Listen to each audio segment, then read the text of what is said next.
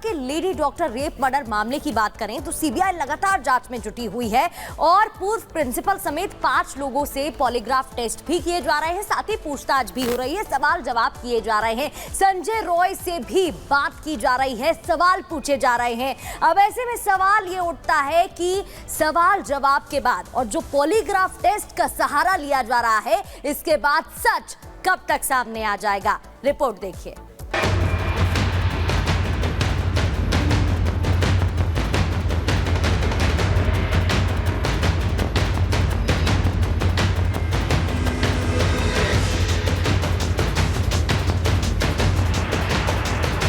Kolkata rape murder case का खुलासा करने के लिए सीबीआई की टीम अब फुल एक्शन मोड में है।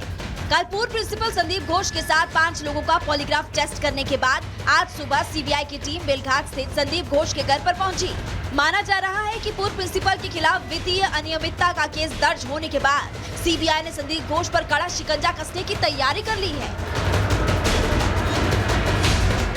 इतना ही नहीं, आरजीकर अस्पताल में पूर्व प्रिंसिपल के करीबी देवाशीष सोम को भी शिकंजे में लिया जा रहा है। इसके लिए सीबीआई की एक टीम केशवपुर स्थित देवाशीष के घर पहुंची, जहां भ्रष्टाचार से जुड़े मामले की जांच की जाएगी।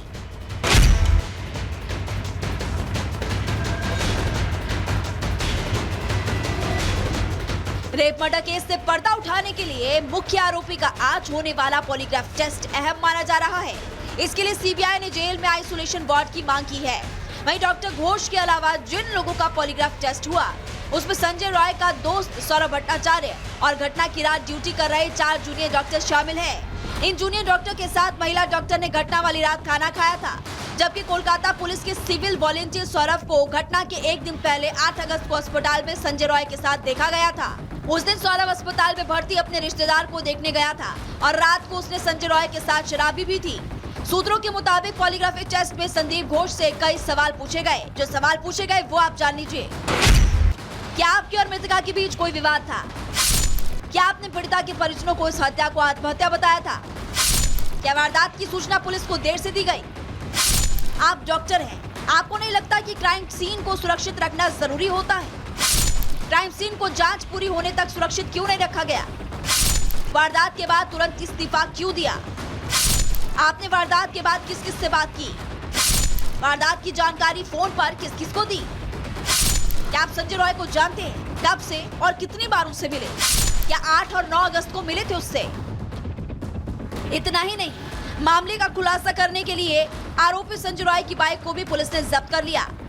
बंगाल सरकार की गठित एसआईटी ने भी मामले से जुड़े सारे दस्तावेज सीबीआई को सौंप दिए हैं। वहीं हाईकोर्ट ने सीबीआई को 3 सप्ताह में प्रोग्रेस रिपोर्ट पेश करने के लिए कहा, जिसके बाद अब इस पूरे मामले की अगली सुनवाई 17 सितंबर को होगी। Bureau report, Republic Bharat.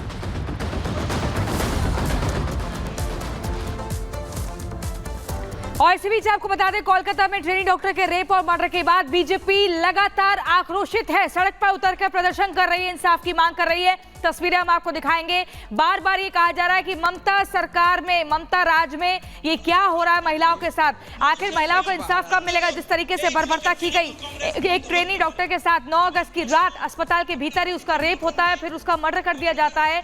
इससे नाराज है, न सिर्फ डॉक्टर्स नाराज है, न सिर्फ अलग अलग समुदाय के लोग नाराज हैं, बल्कि बीजेपी कार्यकर्ता देखिए कोलकाता में तो प्रदर्शन कर रहे हैं और यहाँ धरने पर बैठ गए हैं, हाथों में तख्तियां लेकर। सुनिए आप क्या कुछ कर रहे हैं। देखिए, पॉलीग्राफिक टेस्ट करना है करिए, नार्को एनालिसिस करना है करिए, लेकिन सच बाहर आना चाहिए। और जिस तरीके से एक स्टिंग ऑपरेशन आया एक नेशनल टीवी चैनल का, और उसमें पोस्टमार्टम करने वाली टीम के हिस्सा रही एक महिला डॉक्टर मैडम ने जो बातें हमारे सामने लाई है, इससे हमारे सब जितने भी हम पश्चिम बंगाल के लोग हैं जो इस चीज़ को लेकर सेंसिटिव है, कॉन्सर्न है, सबके पैर के नीचे से मिट्टी सिरक गई। क्योंकि जिस तरीके का कोशिश किया गया पूरी घटना को पूरी कवर अप करने की, और इसे महज एक आत्महत्या की घटना बनाने की, ये सच में पुलिस की एक्टिविटी और स्पेशली जो हेल्थ मिनिस्ट्री है उसकी एक्टिविटी को हमें शर्मसार कर रही है।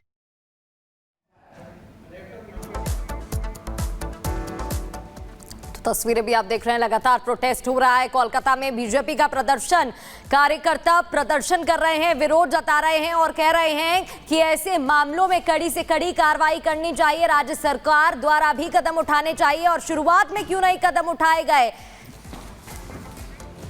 अगर कदम उठाए जाते तो ऐसे मामले रुक जाते और ऐसे मामले आगे ना हो, इसलिए पहले से ही कदम उठाना बहुत ही महत्वपूर्ण हो जाता है। तो विरोध की तस्वीरें अलग अलग जगहों से सामने आ रही है, देश भर में विरोध हो रहा है। और आगे बढ़ते हुए अब बात उत्तराखंड की कर लेते हैं, जहां मस्जिद में रेप का आरोप लगा है। बताया जा रहा है कि बच्ची के साथ रेप किया गया है और इस पूरे मामले में गिरफ्तारी भी हो गई है। तो एक मस्जिद में रेप का आरोप है, रेप के आरोपी मौलवी को गिरफ्तार कर लिया गया है। मौलवी पर नाबालिग से रेप का आरोप लगा है। उधमपुर से उधम सिंह नगर का ये मामला बताया जा रहा है, जहां मस्जिद में रेप के आरोपी को फिलहाल गिरफ्तार कर लिया गया। नाबालिग के साथ रेप का आरोप था इस पर, जिसके बाद कार्रवाई करते हुए पुलिस ने गिरफ्तारी कर ली है। एक व्यक्ति जो मौलवी है, ये जो है मलसी गांव थाना रुद्रपुर में एक मस्जिद है। मस्जिद के ऊपर एक अवैध मदरसा बना हुआ है। इस मदरसा में छोटी छोटी बच्चियां उर्दू सीखने जाते थे।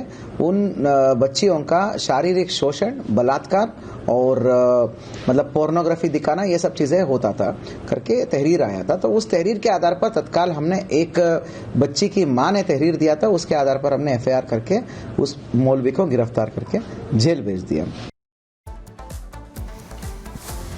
तो देखिए, उत्तर प्रदेश में अपराधियों और मंचलों का हिसाब हो रहा है और इसी के चलते योगी की पुलिस जीरो टॉलरेंस नीति को अपनाते हुए इन अपराधियों पर सख्ती से कार्रवाई कर रही है। कुछ ऐसा ही मामला उत्तर प्रदेश के बाराबंकी में देखने को मिला। देखिए रिपोर्ट।